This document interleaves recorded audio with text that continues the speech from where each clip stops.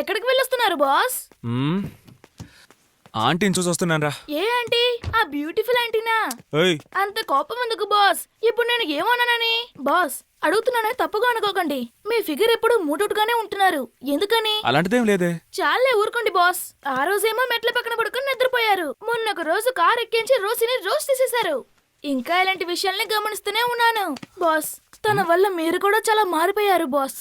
ఏంట్రా basement strong గా వేస్తున్నావు? స్ట్రైట్ గా మ్యాటర్కి వస్తావా? బాస్ మీరు ఎప్పుడు సంతోషంగా ఉండడానికి నా దగ్గర ఒక బ్రహ్మాండమైన ఐడియా ఉంది బాస్. ఏంటది? మీరు వెంటనే మా అక్కని పెళ్లి చేసేసుకోండి. ఏరా మీ అక్క బోండాంలా ఉందని బ్రహ్మాండం అంటున్నావా?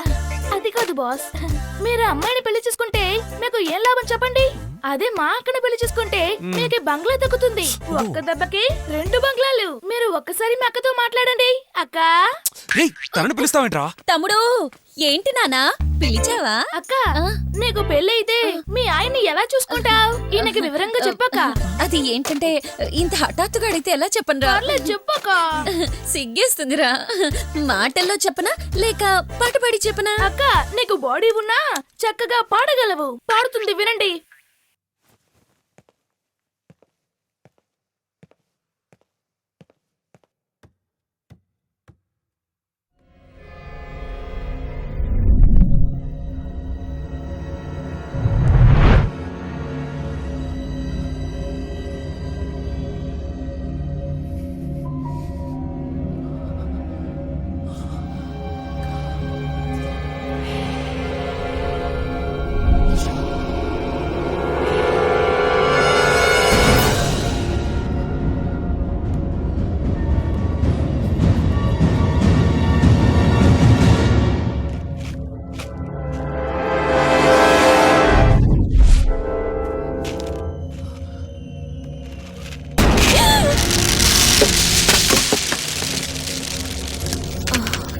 రవి ఏమైంది?